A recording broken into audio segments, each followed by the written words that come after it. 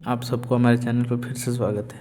आइए देखते हैं RRB group D, NTPC, ALP, JE 2026 के लिए मैथ्स के कुछ इम्पोर्टेंट क्वेश्चंस हैं, जिसका प्रैक्टिस सेट हम दूसरा प्रैक्टिस सेट ये है। पहला प्रैक्टिस सेट हमने कर दिया है, आप पहले उसको देखेंगे, उसके बाद इसको देखेंगे।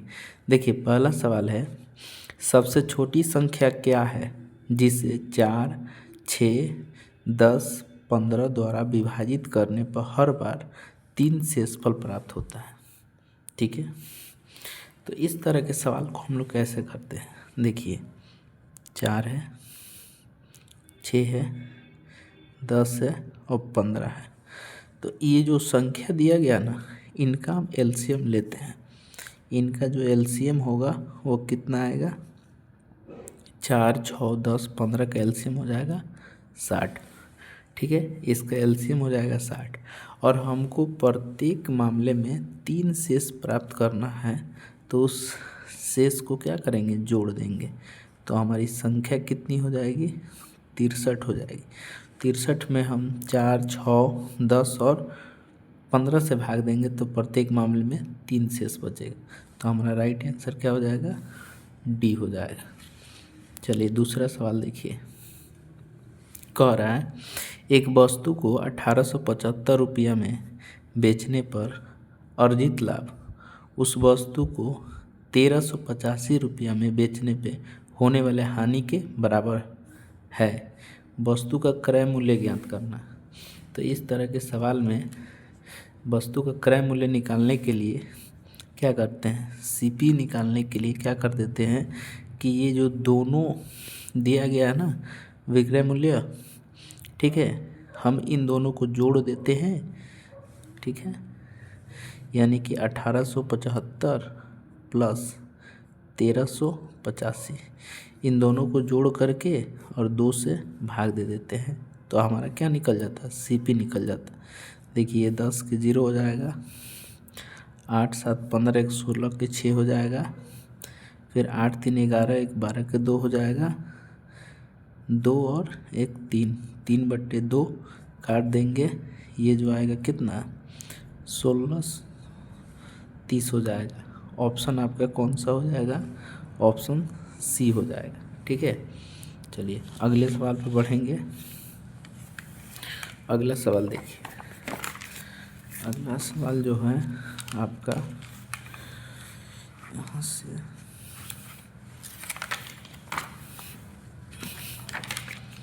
देखिए, सवाल है तीसरा, कह रहा है कि 14 cm व्यास और 5 cm ऊंचाई वाले बेलन का आयतन ज्ञात करना है। यहाँ व्यास दिया गया है, तो त्रिज्या जो हो जाएगी इसका आधा हो जाएगी, यानी 14 का आधा हो जाएगा। त्रिज्या कितना हो जाएगा? 7 सेंटीमीटर हो जाएगा। हाइट हमारे पास कितना दिया गया? 5 सेंटीमीटर। तो हमको क्या करना है? बेलन का आयतन निकालना है। ठीक है, वॉल्यूम निकालना है। बेलन का आयतन जो निकालना है वो क्या होता है? पाई r²h। तो पाई का मान कितना होगा? 22/7। r का मान आपका 7 × 7 हो जाएगा और h आपका 5 है। इसको काट देंगे, 7 से 7 कट जाएगा, इसको गुणा कर देंगे तो ये हो जाएगा कितना? 22 × 35। तो 35 × 70, फिर 35 × 70, 777 cm3। ये आपका क्या हो जाएगा? उसका आयतन हो जाएगा। चलिए चौथे नंबर सवाल पे चलिए देखिए, कह रहा है कि समानांतर श्रेणी, ठीक है, समानांतर श्रेणी 5, 11, 17 में 23वां पद क्या होगा? तो देखिए, जैसे यहाँ पे 5 है, 11 है, 17 है, डैश डैश, 23वां पद हमको बताना है। तो देखिए यहाँ पे ये इसमें कितना की वृद्धि हो रही है? 6 की। यहाँ 6 की वृद्धि, यहाँ भी 6 की वृद्धि हुई, यानी कि समानांतर श्रेणी बना हुआ है, तो इसमें जो वृद्धि हो रहा है कितने की वृद्धि हो रहा है? 6 की वृद्धि हो रहा है।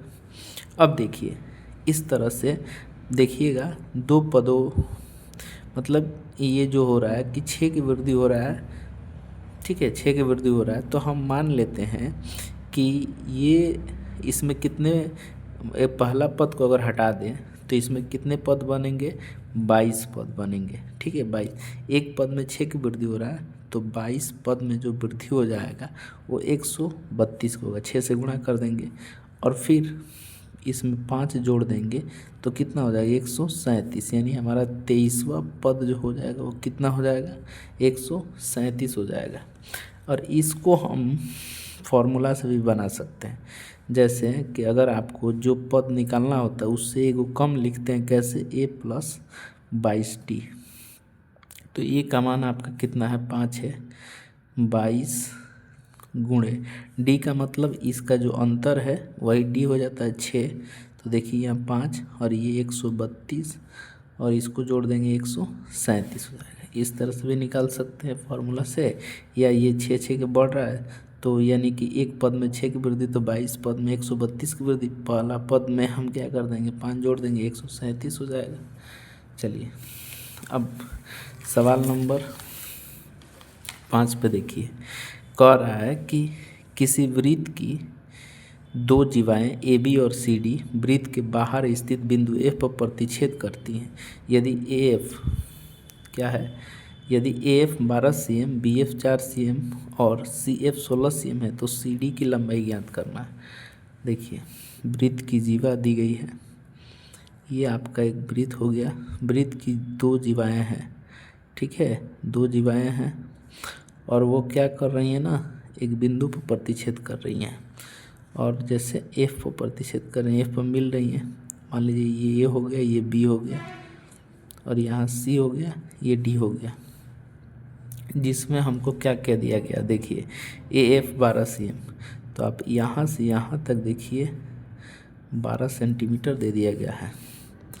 ठीक है, 12 सेंटीमीटर दिया गया और बी एफ, बी से एफ हमारा कितना, यहाँ वाला 4 सेंटीमीटर हो गया है। अब उसके बाद से सी एफ यानी कि यहाँ से यहाँ तक टोटल 16 सेंटीमीटर दे दिया गया है।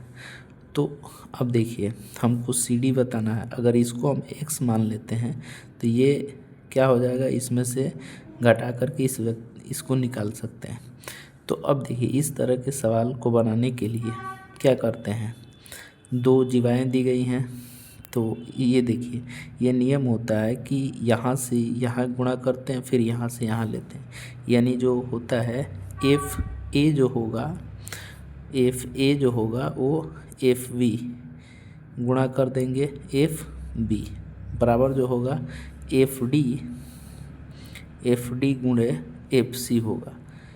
ठीक है, एफ सी होगा गुणा करके ऐसे लिखते हैं। अब देखिए एफ ए आपका कितना है 12 सेंटीमीटर है, लिख देंगे। एफ बी जो है यहाँ से यहाँ 4 है, लिख दिए। एफ डी जो है कितना x है और एफ सी कितना है, एफ सी यहाँ से यहाँ तक 16 है। इसको काट दीजिएगा, 4 से कटेगा, इसको काट देंगे तो ये 3 हो जाएगा, यानी कि x बराबर आपके पास कितना निकले, x बराबर 3 निकल गया। तो टोटल ये 16 है और ये कितना निकला, 3 निकला, तो ये कितना हो जाएगा 13 हो जाएगा। तो यही पूछा है सी डी कितना हो जाएगा 13 सेंटीमीटर, ऑप्शन आपका ए हो जाएगा। ठीक है, चलिए इस सवाल को देखिए, करण निम्न में से कौन सा व्यंजक इतना का वर्गमूल निरूपित करता है।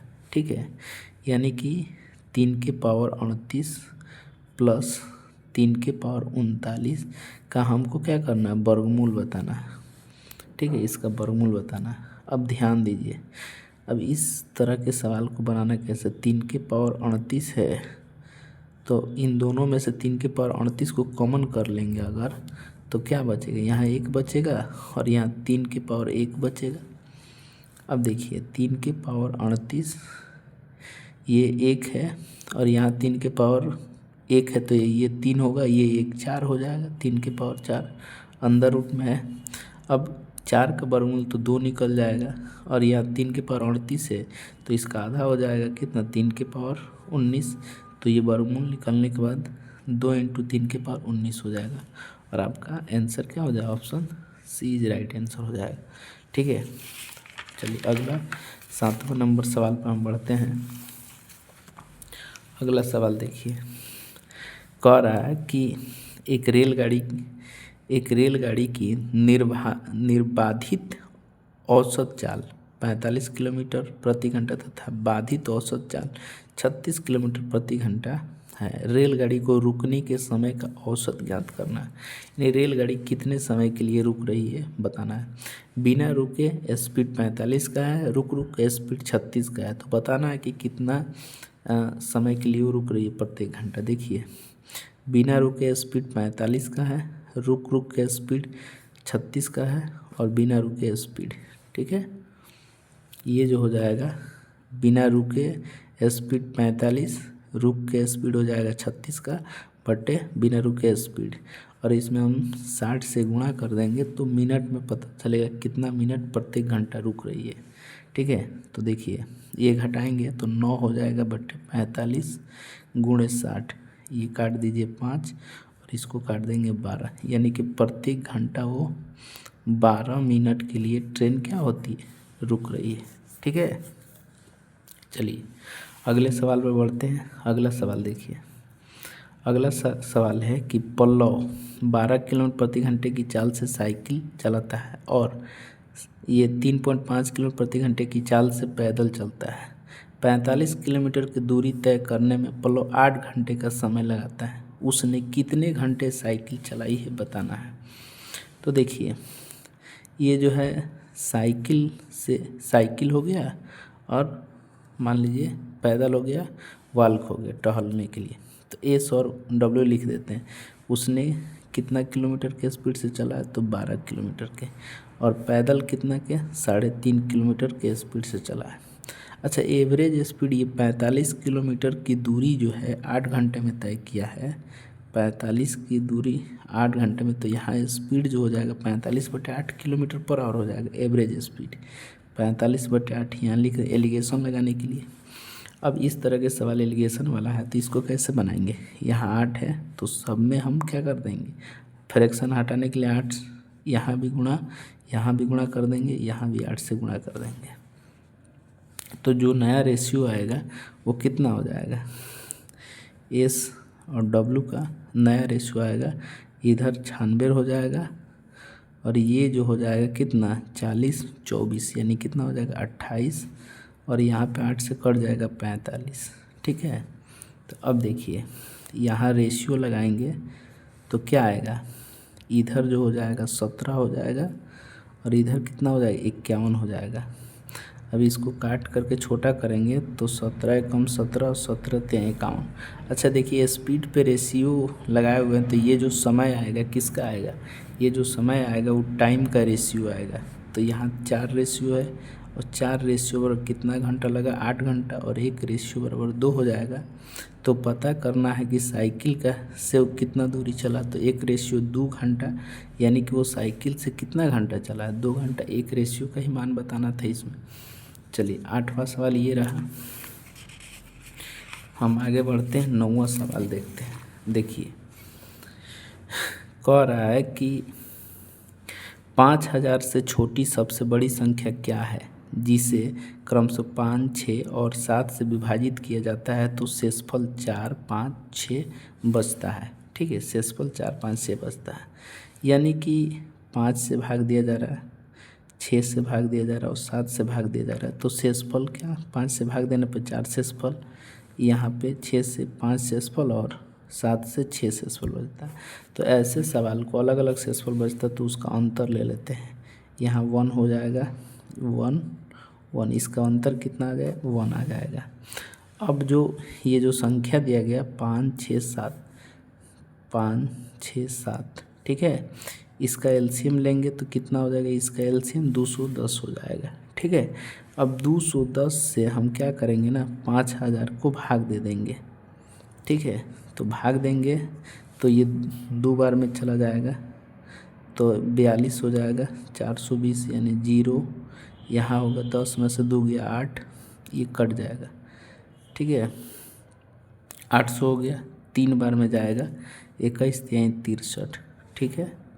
अब देखिए, ये जो हो जाएगा कितना 0 7 1 170 हो जाएगा। अब 5000 में से हम क्या करेंगे, 170 घटा लेंगे, ठीक है। यहाँ हो जाएगा 3, यहाँ 9 बचेगा, 9 में से गया 8 और ये 4 हो जाएगा, यानी कि 4030 संख्या जो है इन नंबरों से अलग अलग 5, 6, 7 से पूरी कट जाएगी। लेकिन हमको शेषफल अलग अलग बचाना है, इसलिए क्या करते हैं कि ये जो अंतर आया है उस अंतर को हम माइनस कर लेते हैं। तो जब माइनस करेंगे तो ये 48 और 29 हो जाएगा। 48 और 29 आंसर जो होगा वो हमारा राइट आंसर होगा। अलग अलग शेषफल बचता है तो जो उसका अंतर होता है उसको घटा लेते हैं, वही हमारा आंसर निकलता है। चलिए अब देखिए लास्ट सवाल है, एक समानांतर चतुर्भुज ABCD में कोण A बराबर इतना और कोण C बराबर इतना है, जिसमें कोण A और कोण C समूह कोण है। कोण A ज्ञात करना है, कोण A का मान बताना है। तो समानांतर चतुर्भुज में क्या होता है? समानांतर चतुर्भुज में आमने सामने की भुजाएं समानांतर होती हैं, ठीक है, आमने सामने की भुजाएं समानांतर होती हैं। अब देखिए यहाँ कोण A का मान दिया गया है, कितना दिया गया है? 3x माइनस में 25 दिया गया है, ठीक है। और C का भी मान दिया गया है, कितना है? ये दिया गया 2x प्लस में 15 दिया गया है, ठीक है। और पूछ रहा है तब A का मान बताना है। तो देखिए समानांतर चतुर्भुज में भुजाएं आमने सामने की भुजाएं आपस में बराबर होती है और समानांतर होती है। कोण जो होता है बराबर होता है, जैसे कोण A जो होता है कोण C के बराबर होता है, उसी तरह से कोण B जो होता है कोण D के बराबर होता है। तो यहाँ पे कोण A है, कोण यहाँ देखिएगा कोण A जो होगा कोण C के बराबर होगा। तो इसका जो मान दिया गया है 3x माइनस 25 वो किसके बराबर हो जाएगा? वो हो जाएगा 2x प्लस 15 के बराबर होगा। तो x को एक तरफ और अंक को एक तरफ करेंगे तो इधर जो होगा 3x माइनस 2x होगा और ये चला जाएगा 15 प्लस 25 हो जाएगा। तो x बराबर इधर कितना हो जाएगा? 40 आ जाएगा। 15, 25, 40, x का मान निकल गया। अब हमको किसका मान निकाल देना है? a का मान निकालना है। तो a वाला जो वैल्यू दिया गया कितना दिया गया है? 3x माइनस में 25 दिया गया है। तो यहाँ पे 3 और x का मान आया है 40 माइनस 25 कर देंगे तो a का मान निकलेगा यानी 120 माइनस 25 कर देंगे। तो इस तरह से a का जो मान निकल के आएगा 25 कितना हो जाएगा? घटाएंगे तो 95 डिग्री हो जाएगा। तो a का मान आपका क्या हो जाएगा? C हो जाएगा। तो देखिए आपको ये वीडियो कैसा लगा कमेंट करके ज़रूर बताइएगा। हम आपके लिए कंटिन्यू वीडियो शुरू किए हैं, आपके हेल्प के लिए। इस वीडियो को ज़्यादा से ज़्यादा शेयर करिएगा, सब्सक्राइब करिएगा, लाइक करिएगा, कमेंट करके ज़रूर बताइएगा कि अगला वीडियो आपको किस पे चाहिए। जय हिंद।